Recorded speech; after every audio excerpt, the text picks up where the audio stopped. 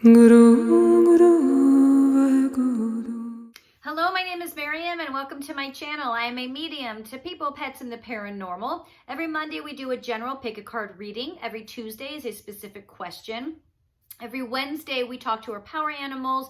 Every Thursday is our Zodiac sign specific, and every Friday is our guided message.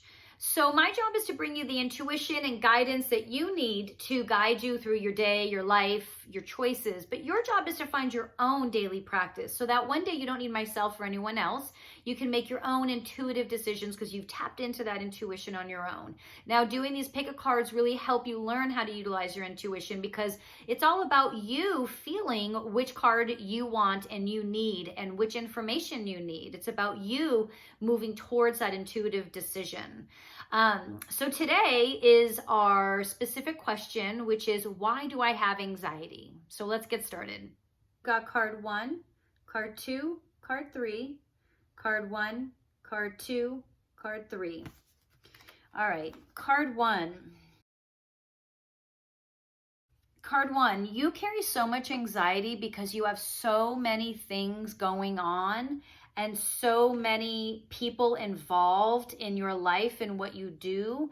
And it's not necessarily that it's like physical bodies and people, but you've allowed people to have a say and have an awareness of what's going on in your life. And there's nothing wrong with that because we all need support, but it feels like you have a lot of people involved in your life and a lot of people around you.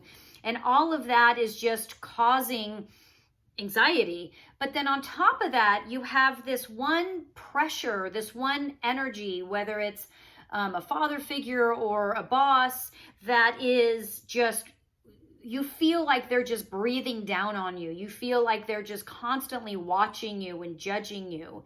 And this combined with having so much energy around you and in your life is just causing so much anxiety. You're so busy trying to help those around you and help those that are involved and contribute and be over here and be over there and do this, that the anxiousness has just gotten away from you because every night when you go to sleep, you're wondering, am I going to be able to do it tomorrow? Am I going to be able to do this and do that and successfully complete what I need to tomorrow?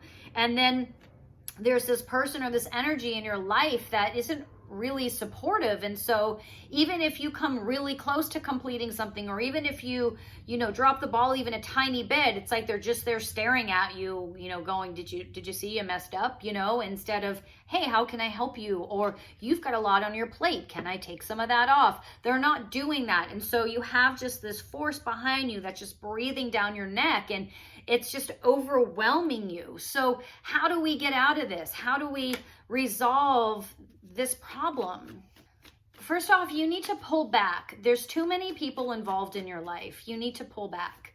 And you don't have to do it in an obvious or hurtful way by any means, but you need to pull back. And even if it's just, if it's just that you're telling someone too much about your life and what's going on, and so every time you talk to people, they're asking you, oh, what happened with this or what happened with that? And that's just like reliving your stress and anxiety of your day and your life. There's needing to be this sense of independence where you can just you can start to trust to make your own decisions quietly, and you don't need to ask 30 people if you're doing the right thing, and just do it. And if it's the wrong thing, it's the wrong thing, but you'll have this sense of freedom because you don't feel like you need to get approval from all these people. And I don't mean that these people around you are mean and always wanting your approval or needing you wanting their approval.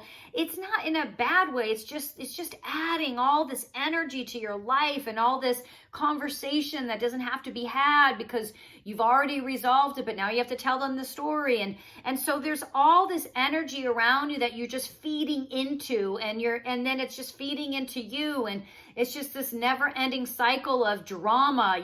Did you hear this and did you hear that? And then on top of that, the true energy that's causing anxiety or giving you anxiety this boss or father figure, that this masculine energy that's just watching you and judging basically everything you do, that's really what you need to deal with. And I don't mean put up with, I mean start asking yourself, okay, why is this energy in my life? Why am I comfortable, quote unquote? And I say that because you think, you would say, oh, I'm not comfortable with this, but you are, because if you were uncomfortable, you'd leave, or you'd find a different way of dealing with it. And so ask yourself, why am I comfortable with this? Why am I continuing to deal with this? What do I need to do so this energy behind me backs off me? This person leaves me alone and just lets me do what I do best. Just lets me be me, just lets me do my job, just lets me live. Now, that could be two things. One is it's all in your head. Not meaning that you're imagining it. You're not imagining it. All in your head, meaning you have allowed this person to get to you and get to you and get to you. You are not taking control of your own mind, and you're not taking control of your own thoughts and your own decisions. Or two, this person is constantly breathing down your neck and asking questions or passing judgment or saying things, in which case you have to have that conversation with them that this no longer works for you, or you have to go somewhere else because this isn't working for you anymore. Now, before you make the decision to just jump, ship and leave, keep in mind that this energy is karma, and so it's going to follow you. The way we have it not follow us is if we resolve it. So we ask ourselves, why is this, like I said earlier, why is this energy in my life? Why am I comfortable with it? Why am I just living my life with anxiety and allowing it to be there, right? Instead of saying, I'm done with this. This doesn't work for me. I'm choosing a work relationship or partnership or father figure or whomever that doesn't treat me this way. Now, if it's something that's going on in here, we have to find meditation. We have to find therapy. We have to find ways to quiet our own mind, quiet our own fears, quiet our own thoughts that may not be true. You may be thinking this person is saying this and saying that and doing this, but if they're not actually doing it, you might be imagining something that isn't happening. And I'm not saying you're making anything up. I'm saying that the fear and anxiety lives in here and it's real. It's just that it lives in here. And so you have to quiet it and calm it, put it to bed, let it go on your own. Card 2, why do I have anxiety? Card 2 has this fear of everything being taken away from them. Card 2 has this fear that they're, this anxiousness that you're reaching your goal, you're getting so close to a goal, you're getting so close to something, and it's all going to be taken away from you. This anxiety comes from fear of believing or thinking everything's going to be taken away from you. And then on top of that, you don't understand that even if everything was taken away from you, you would still have you. That needs to bring you some sense of comfort. That needs to bring you some sense of understanding from a spiritual perspective. Otherwise, this fear is about, and anxiety is about materialism. This anxiety is about material things that could be taken away from me, whether that's the job or the paycheck or the car or that angst around these material things, which aren't real. They're important.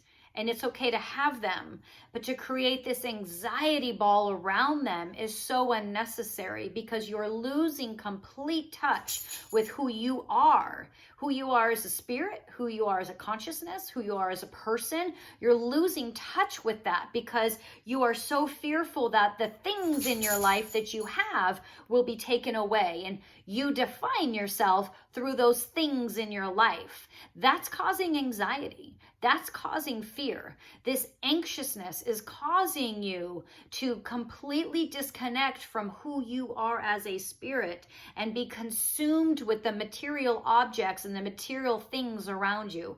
Yes, there is a way to have both. Yes, there is a way to have all these material things that you want, but then also remember who you are as spirit first. Know who you are as a human being without all of these things. Don't identify yourself or attach yourself to these things, because anything and everything can be taken away from us. And what are we left with?